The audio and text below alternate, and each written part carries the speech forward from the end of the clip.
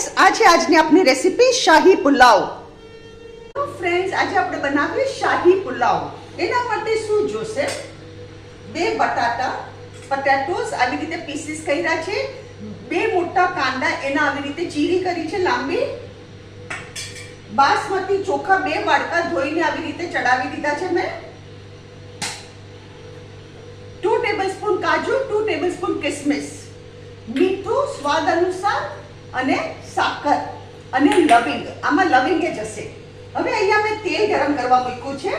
આપણે શું કરવાનું, આ કાંદા અને બટેટાને ફ્રાય કરવાના છે. આ શાહી પુલાવ છે. It taste just too good. અને તમે માનશો નહીં, this is the recipe of my 83-year-old mother. મારી મમ્મીની રેસિપી છે આ. આ એટલું ટેસ્ટી લાગે ને. આ મારી મમ્મીએ પોતે ઇન્વેન્ટ કરેલી છે.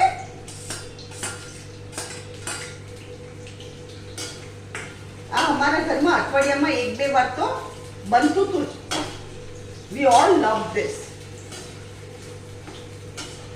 હવે આપણે આને ફ્રાય કરીએ.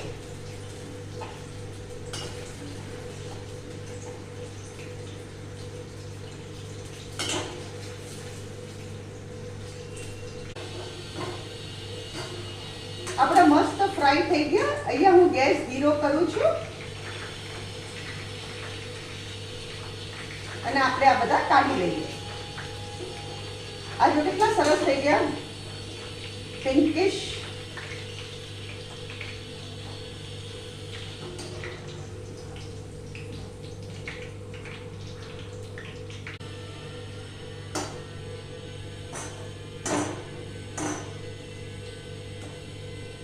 હવે ફ્રેન્ડ શું કરવાનું, આપણે આ એક્સેસ ઓઇલ છે ને બધું આપણે કાઢી લઈએ.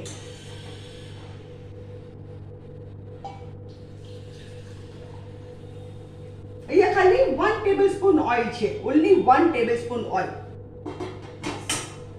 હવે આપણે શું કરવાનું, 1 ટેબલસ્પૂન ઓઇલ પાછું આપણે આપણું આ મિક્સચર નાખી દેવાનું. આઈ મીન કાંદા બટેકા, મિક્સચર નો કહેવાય, કાંદા બટેકા નાખી દેવાના.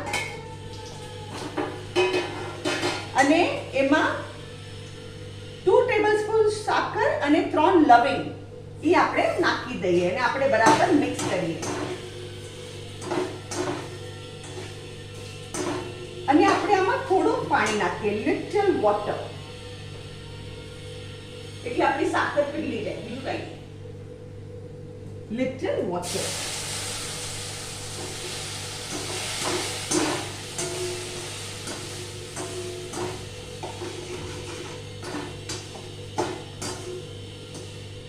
હવે આપણે શું કરવાનું, આ બાસમતી ચોખા આમાં આપણે નાખી દઈએ.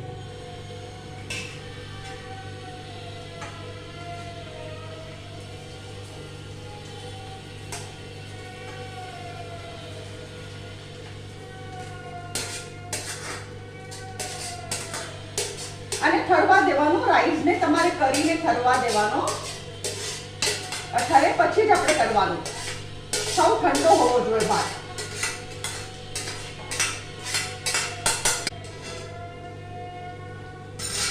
હવે આપણે આમાં સોલ્ટ નાખીએ, સ્વાદ અનુસાર મીઠું. કારણ કે ભાતમાં મેં બિલકુલ મીઠું નથી નાખ્યું, રાઈસમાં મેં જરાય બી મીઠું નથી નાખ્યું ને કાંદા બટેકામાં બી નથી નાખ્યું. અને આપણે એકવાર એને મિક્સ કરી દઈએ.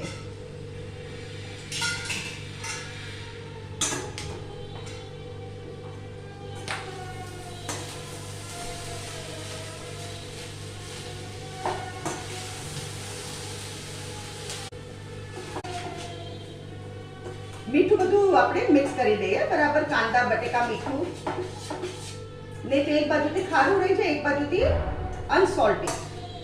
અને હવે આપણે નાખીએ કાજુ અને કિસમિસ અને પાછું એકવાર આપણે એને મિક્સ કરી દઈએ.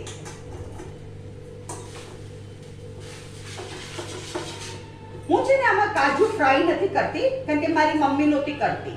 મારી મમ્મી એમને જ કાજુ નાખતી હતી, એટલે હું એવી રીતે જ કરું છું.